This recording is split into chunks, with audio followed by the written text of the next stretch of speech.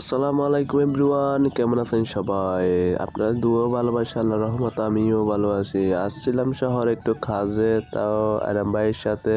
তো আরাম ভাই বলতে চল আজকে মাজার থেকে ঘুরে আসি, মাজার জিয়ারত করে আসি। তো মাজার জিয়ারত করতে যাচ্ছি আজকে, তো সেই সাথে আপনাদেরকেও দেখে নিয়ে আসবো।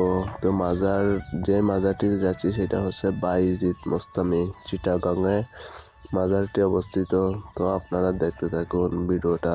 আপনাদের সাথে কথা বলতে বলতে চলে আসলাম আমরা গেটের সামনে। তো মামাকে বলতেছি সামনের দিকে আরো একটু নিয়ে যাইতে, মামা এখানে নামাইতে চাচ্ছিল। তো মাজারের সামনে চলে আসলাম, আপনারা দেখতেছেন এটা মাজারের মেইন গেট। আর এটা হচ্ছে মাজারের পুকুর, এখানে কতগুলো বড় মাছ আছে এটা আপনারা দেখতে পারবেন কিছুক্ষণ পর। এদিকে দেখতেছি নতুন মসজিদের নির্মাণ কাজ চলতেছে। এটাই হচ্ছে মাজারের মেইন গেট। তো মাজার উপরে আমাদের উপরে যেতে হবে। তো এখানে আপনাদের পায়ের জুতাগুলা এখানে জমা দিতে পারেন, 10 টাকা নিবে। তো আমরা উপরে চলে আসলাম। তো প্রথমে এরকম দেখতে পারবেন, এটা হচ্ছে মাজার। আমরা এখন মাজারে প্রবেশ করব জিয়ারত করার জন্য। তো আমাদের জিয়ারত করা শেষ, এখন আমরা মাজার থেকে বাহির হয়ে যাচ্ছি। তো আপনাদেরকে মাজারের ভিতরে দেখাতে পারলাম না, কারণ মাজারে ভিডিও করা বা ফটো তোলা সম্পূর্ণ নিষেধ।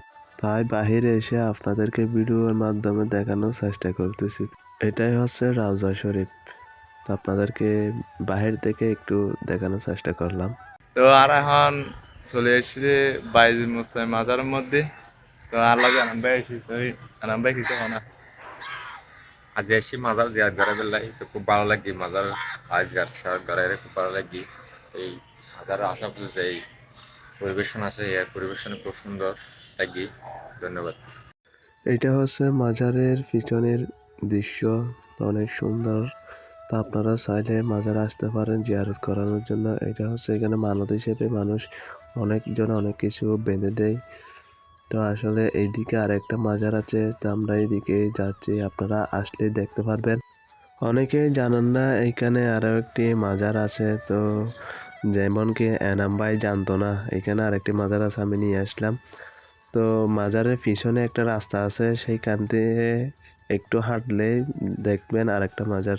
তো চলে আসলাম সেই মাজারে, এনাম ভাই আর আমি। এইটা হচ্ছে রাউজা মাজারের।